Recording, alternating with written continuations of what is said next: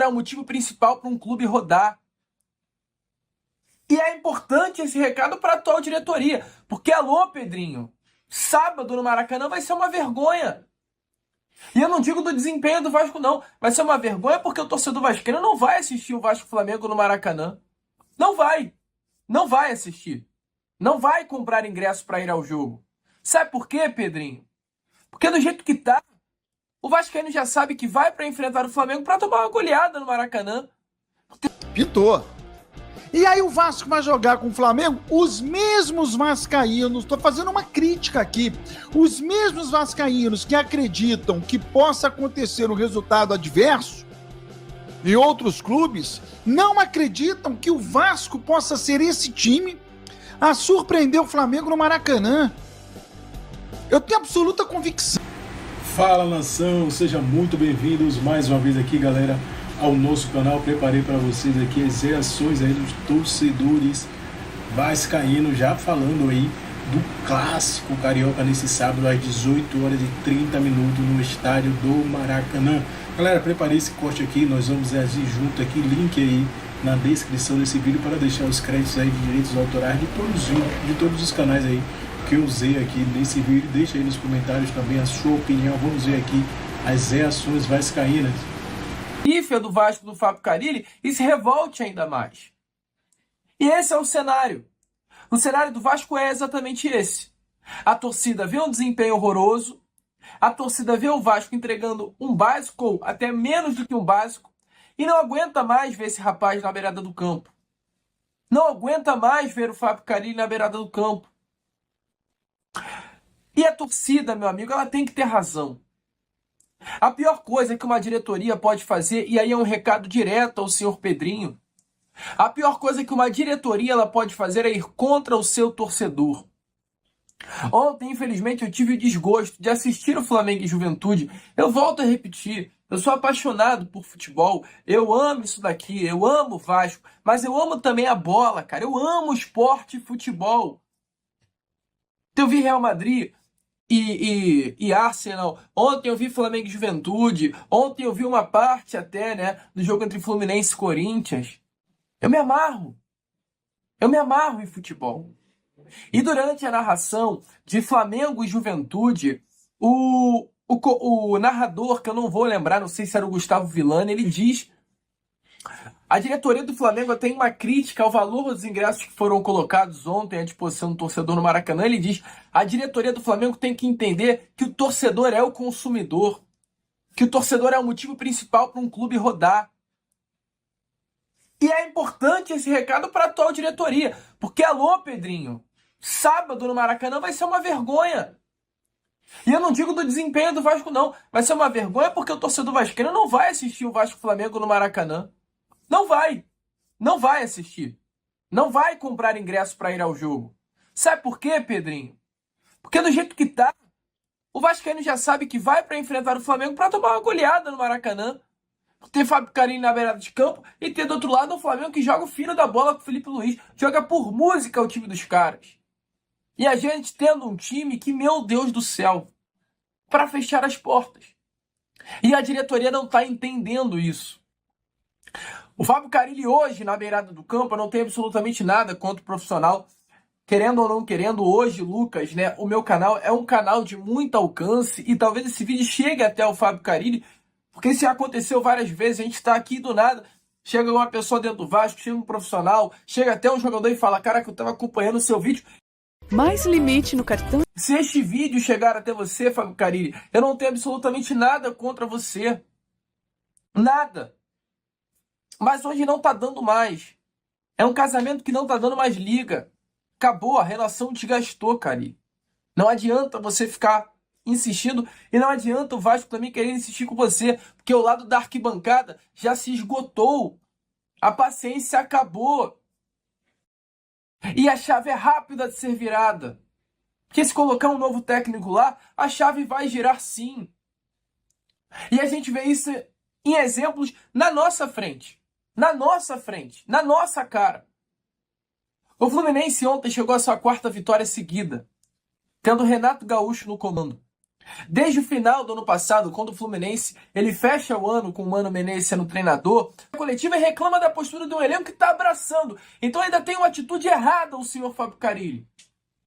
Errada. Não dá mais para esse rapaz ficar no Vasco. Sábado é uma coça que a gente vai tomar pro Flamengo. Uma coça. Sábado vai ser 6-1 de novo. Eu estava até ontem acompanhando o Flamengo e Juventude e eu falei, caraca, há quanto tempo que no Campeonato Brasileiro não tem uma goleada assim? Aí eu lembrei, não, mané. No ano passado a gente tomou de 6 pros caras também. Então assim, gente, de verdade mesmo. Ontem a rodada foi um tapa na cara do torcedor vascaíno. Com relação à questão de técnico. Porque olha quantos exemplos eu já te dei que mostram que talvez o grande problema hoje do Vasco seja o senhor Fábio Carille na beirada de campo. E o que mais me revolta, sabe o quê? É que no início do ano, a mesma coisa que eu tô aqui contigo trocando uma ideia, o Pedrinho teve assim com o Renato Gaúcho. Renato, vamos lá pro Vasco?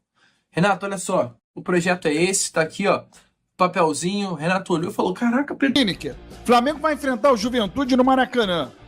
Flamengo ganhou de 6. Antes do jogo, a gente imagina, porra, de repente o Flamengo empata, hein? Aí o Flamengo vai enfrentar, porra, um time, qualquer vagabundo aí da Venezuela, do Peru, Colômbia, no Maracanã.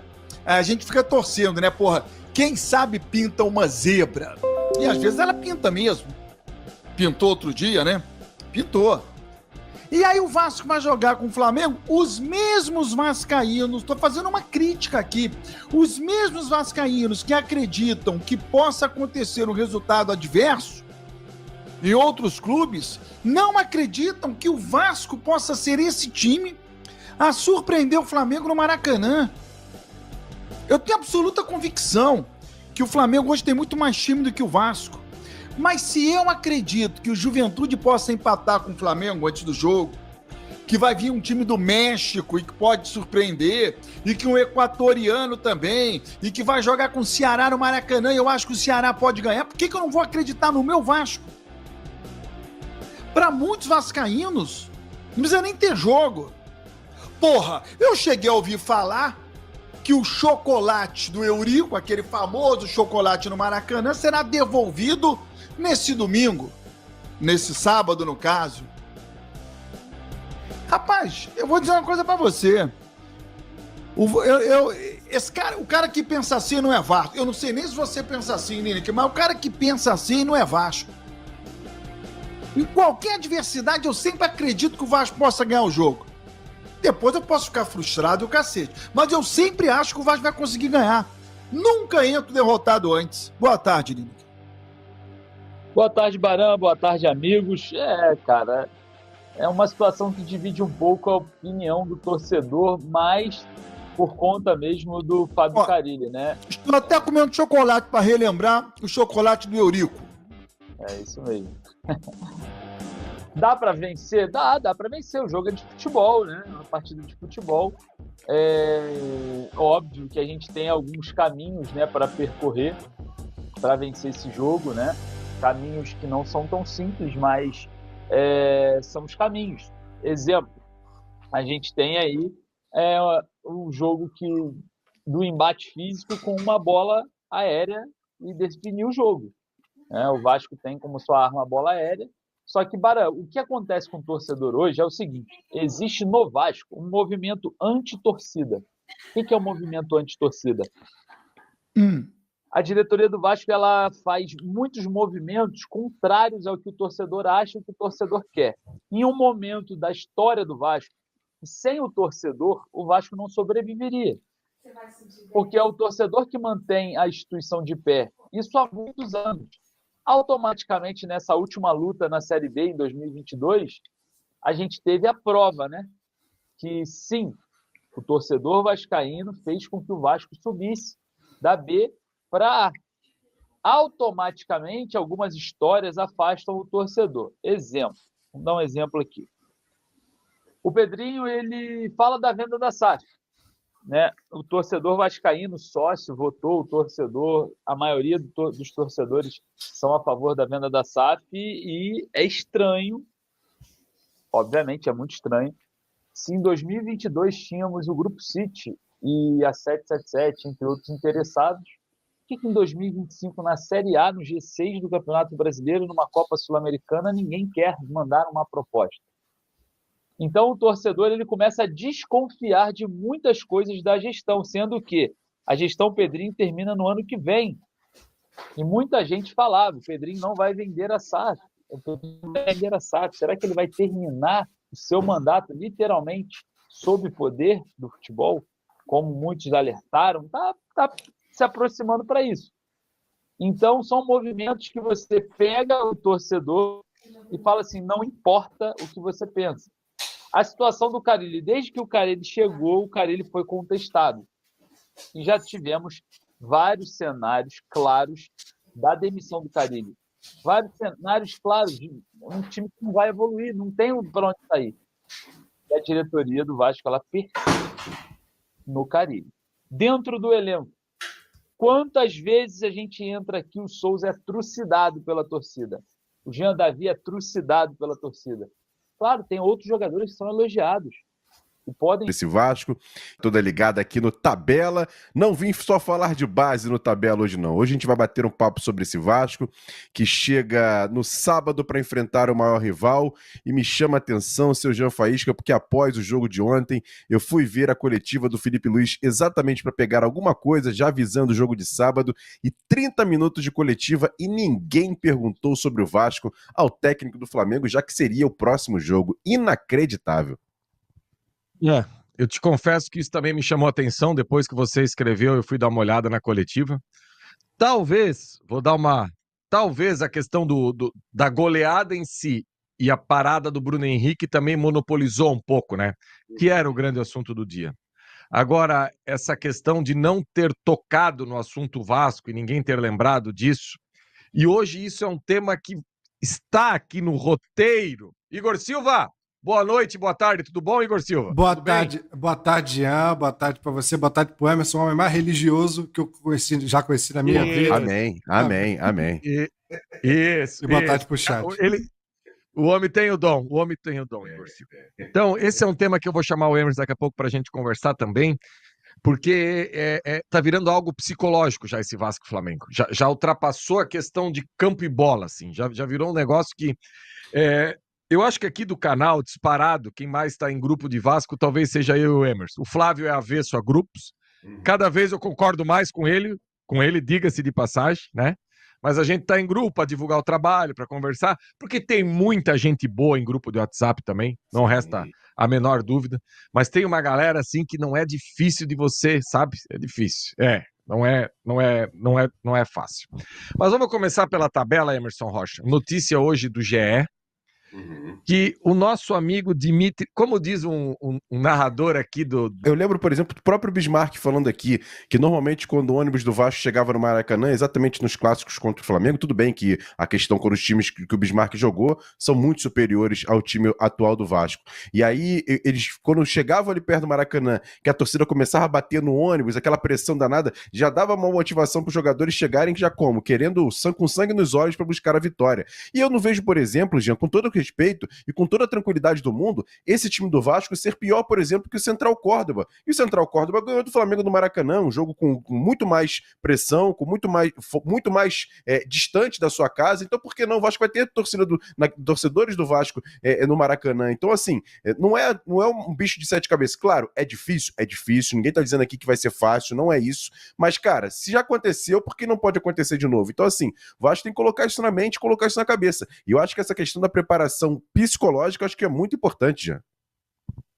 Legal, Emerson, legal mesmo. Queria agradecer, Emerson, a tua presença aqui comigo e com o Igor, nessa quinta-feira aqui, santa, véspera de feriado, a galera na correria. Apareça mais vezes, meus amigos. Também vou te convocar. Na tela a foto que eu mandei para ele aqui, que a gente estava falando sobre... Cantar domingo, eu vou ao Maracanã, onde estou nesse momento, mas não, é sábado. Sábado eu venho ao Maracanã para o grande clássico Vasco e Flamengo. Porra, Azevedo, mas grande clássico? O Vasco não está com esse time todo. O adversário tem um time mais forte. Você entra desmotivado para torcer pelo Vasco quando enfrenta o Flamengo? Você joga a toalha? Você entrega os pontos? Se você faz isso, você é frouxo. Você não é Vasco. Porque o torcedor do Vasco tem que apoiar, meu garoto. Esquece. Ué. Ah, mas eles têm um time melhor. Ok. Quer que eu lembre aqui, aproveitar que é quinta-feira, quantas vezes o Vasco, com um time melhor do que o Flamengo, perdeu?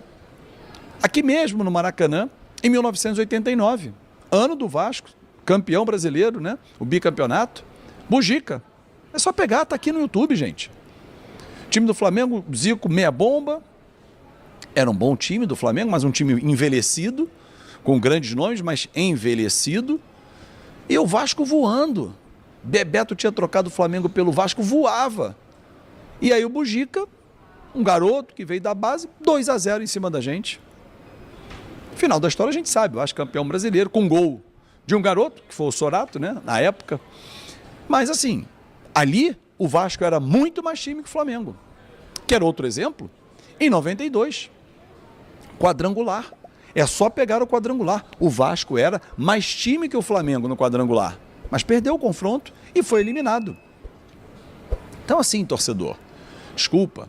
Notícia triste e urgente aí, galera, que a gente vai passar para vocês. Acabou de ser atualizado aqui para o lance.com, trazendo informações aí do Mengão. O Flamengo acaba de informar a lesão de Alexandro, que não deve atuar contra o Vasco. O lateral direito precisou deixar o campo ainda no primeiro tempo diante do Juventude e estava fazendo uma grande partida, excelente partida aí.